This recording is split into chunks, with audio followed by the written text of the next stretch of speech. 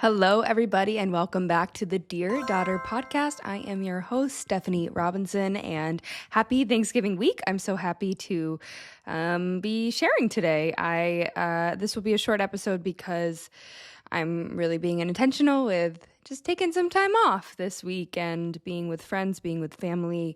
I had a lovely weekend in which a couple friends and I went shopping for holiday decorations, and we all decorated the house together and put up my tree. And I had an intention in the beginning of I think it was like October or before November came around that I really wanted to make this holiday season special. I really wanted to decorate and embrace this Christmas because I love Christmas so much, and I just love the energy of it. I love the movies, I love the music, I love everything about it. And though, I'm older and my family isn't necessarily celebrating in the ways in which we did when we were children, I want to bring that childlike, excitement and energy to it. And I was just being with my friends and going to Dollar Tree together. And then we went to Savers, and then we went to TJ Maxx, and then we all came back home and put it together. And it was just so what I wanted, my intention was, what I was calling in. So I'm very excited to continue to see what comes about. I have some really beautiful events happening in December before I go on vacation. I decided this past weekend that, well, I've been wanting to go for a while, but it was time for me to leave Haverhill, Massachusetts. Yeah, I need to go away and reset my life and my mind and my body and my spirit. And the best place to do that, my friends, is Shivananda Ashram in the Bahamas.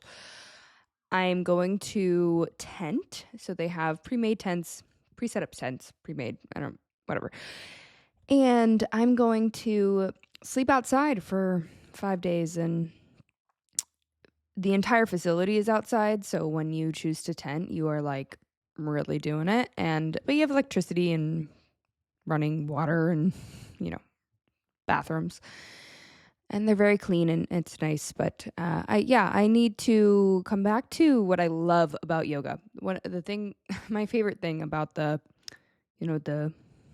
modality, I suppose, the practice, the totality of yoga, is that it's rooted in like devotion to self, to the higher self, uppercase S, in the sense that it is this prepping of communing with that part of you, the God within. And a lot of that comes from what you eat, what you surround yourself with, and what's going on in your mind.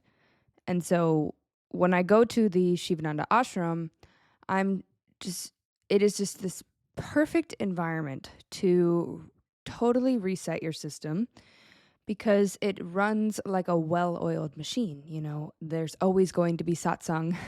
The meditation is starting at 6 a.m. and then we will chant at 6:30 a.m. and then, yoga will start at 8, and brunch will be at 10. And the same thing for the evening. It's like it's just a well-oiled machine, and there's also just so much time there to do no thing. And so I just had this thought in the shower, because these thoughts always come in the shower, and with what I've been listening to this past couple days. But I want to be of service and do people's dishes for them, right? Like you drop off your dishes and people are just kind of sitting there washing them by hand, because there's so many. They don't have like this crazy industrial dishwasher, I don't think. And maybe they do. They probably do. They have everything. But anyway, I'm just thinking of ways that I can be of service when I'm there, right? Just to like pop in the front desk. Hey, need some weeding? Let me know. I'm here. And also just allowing myself to be bored in that space. And I'm not a big camper, so though the tent, it is like a glamping situation. You have a bed, you have electricity, you have a fan. But I know that I'm going to be going to this place for a lot of my life.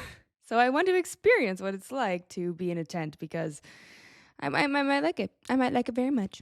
So I'm really excited about that. That'll be in 3 weeks. Prior to that, I have a somatic release event.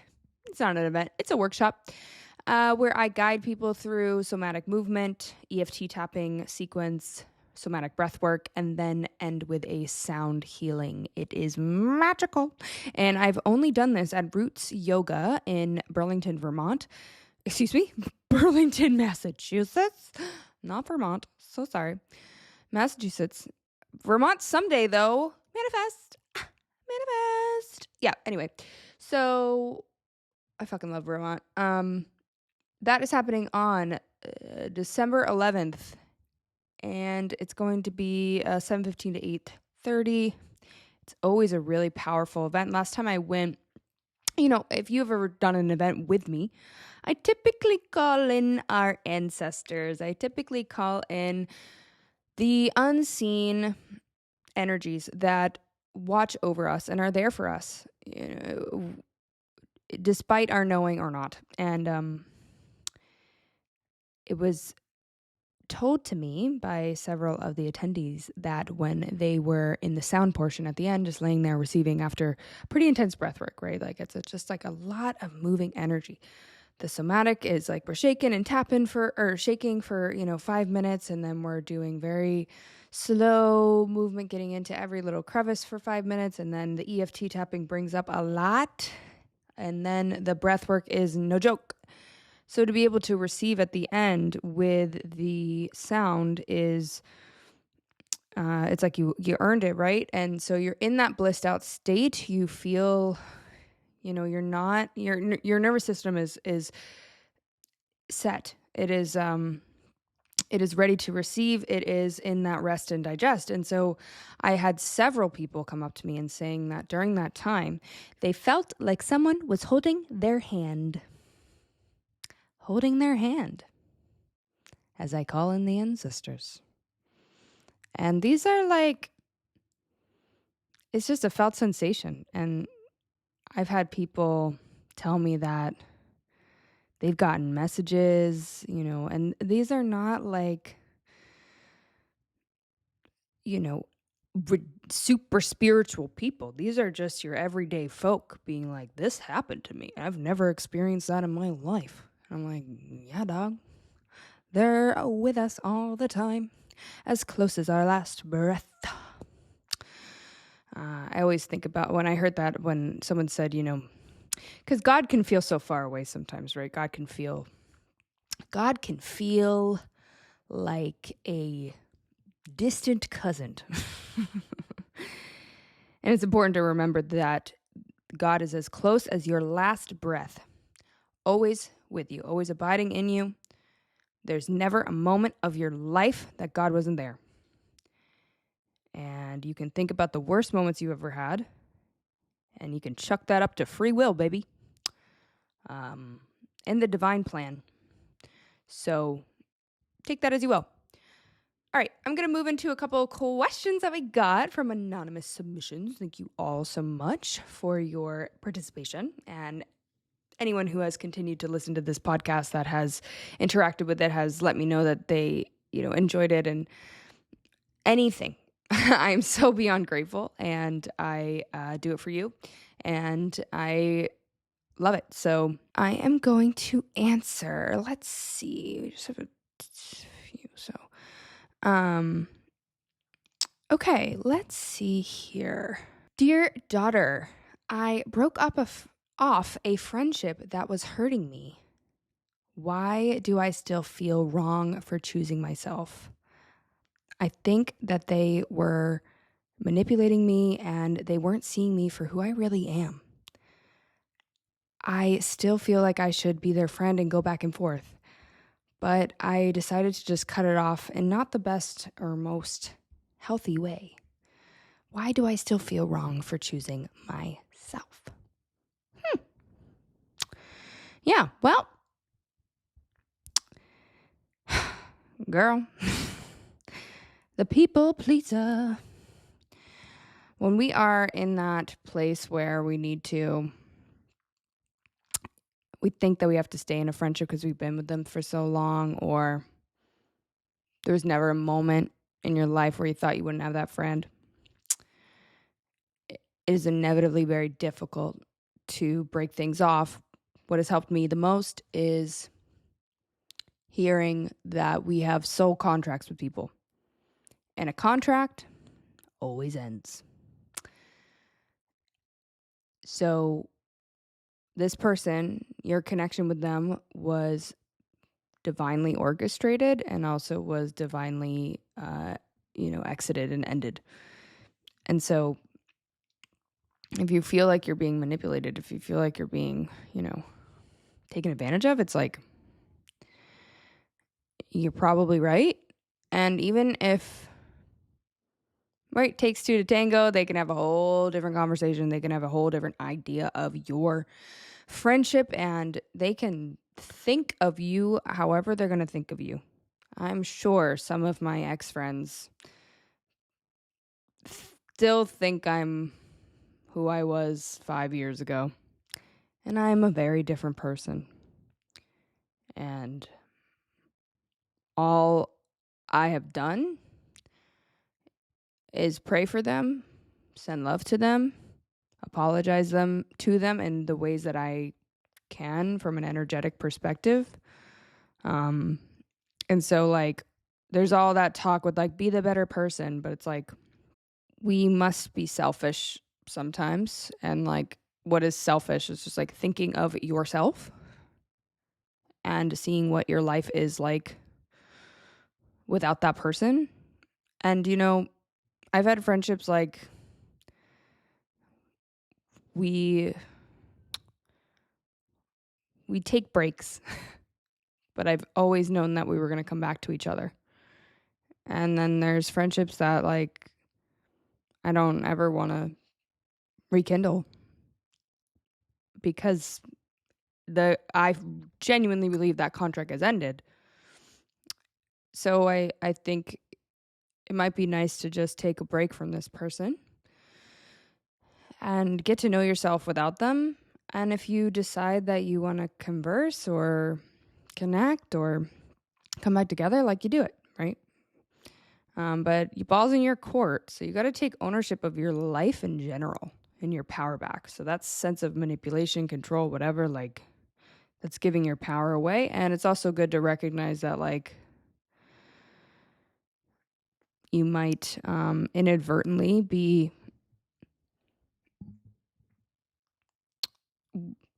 not like wanting it, but you don't realize when you're so close to something how much of you are contributing to someone else's behavior. And so when you get that moment to step back and just look at it for what it is, I just invite you to really take, like, self-responsibility for the friendship as much as you put blame and focus on the other person. It's like, it's really important to make this about yourself as much as you can in all aspects. So that's what I would say for that one. All right, one more. I feel called to something bigger in my life. I love seeing everything that you do, and you have lived out this dream and have made it your reality, and I have no idea what my dream is or what something bigger is. How do I begin? Well, thank you. I am one foot in front of the other day by day. However, I do a lot of manifestation and life, and I trust God so much, and life's so good. When you realize that God is love, it's so fucking good. So I watched this video the other day. Let me see if I can find it because I literally want to, like, play it into the phone because it was of Young Blood, that, like, beautiful British boy.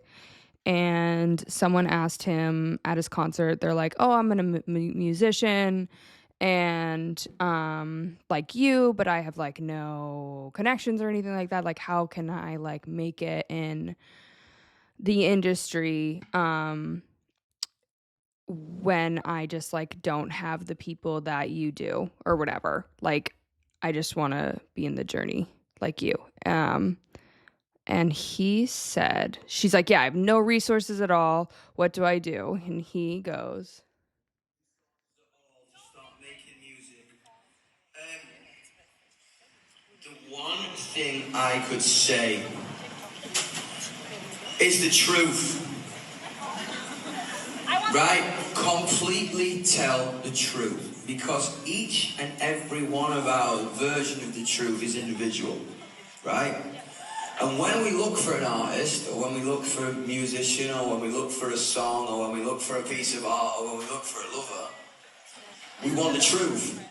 We want the unfiltered truth. yeah. So he just basically was emphasizing the truth, the authenticity, the like realness. And I feel like the more that I kept on showing up as myself and had that true desire to know myself inadvertently. I don't think I was like learning all about the mind and God and the ego and Christ and meditation and just like the mind body connection, nervous system regulation, somatics works, whatever.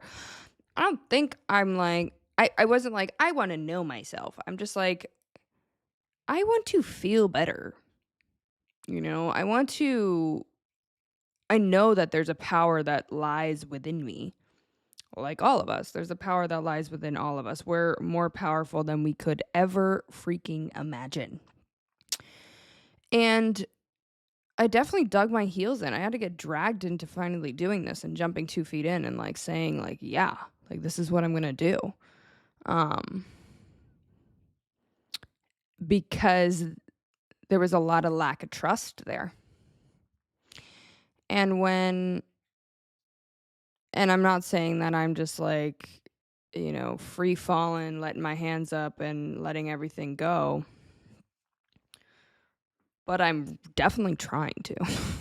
Like, whatever you feel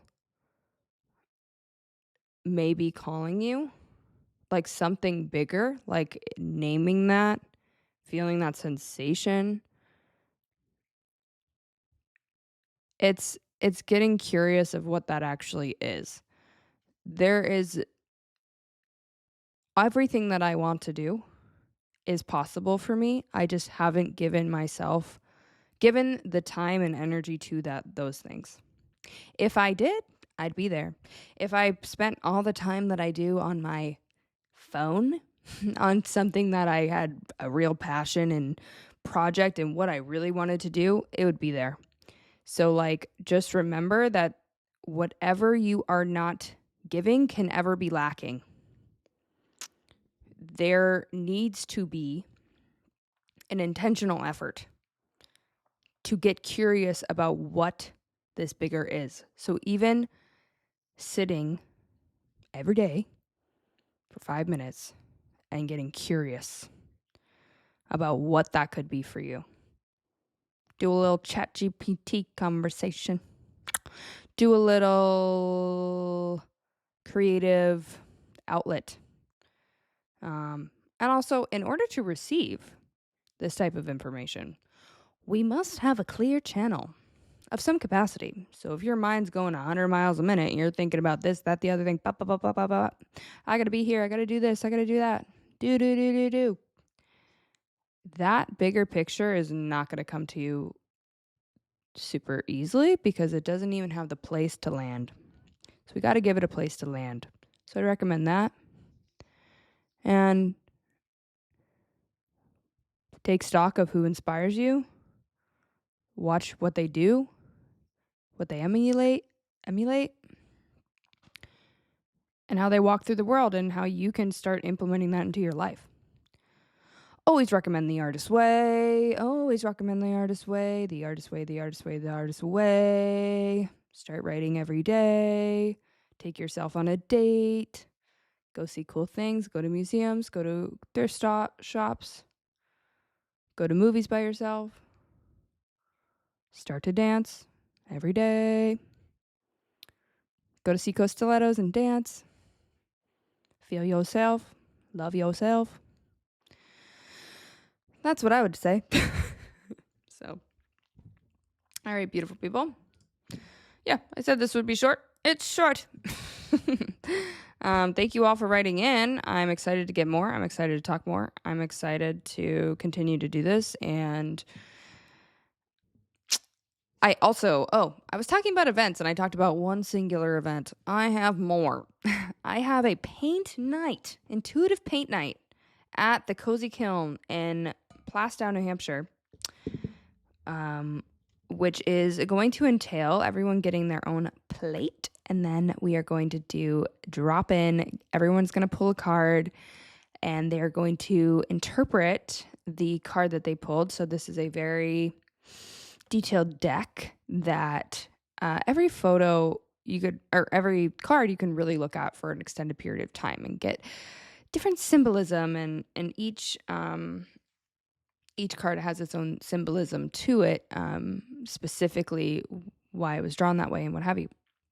And I'll be going around and individually giving some context to the card in which someone has pulled, and then pulling a clarifying card with tarot or animal spirit, depending on what I find is necessary, depending on the situation. And if you haven't been to the Cozy Kiln, it is a pottery studio in the sense that all the pottery is already pre-made, but you get to paint it. So there's going to be all sorts of paint, brushes, everything you need. And then you'll leave it there, have it fired in the kiln, and then pick it up when you want. And just have this beautiful reminder, a take home, and then a way to connect with other people in the community, to just get that artistic flow moving. When I paint, like I want to show everyone I'm very abstract, and it makes sense to me. It wouldn't make sense to anyone else. And you certainly don't have to have any experience to do this. So we have plenty of spots. Would love to have you. That is Friday night at 7 p.m.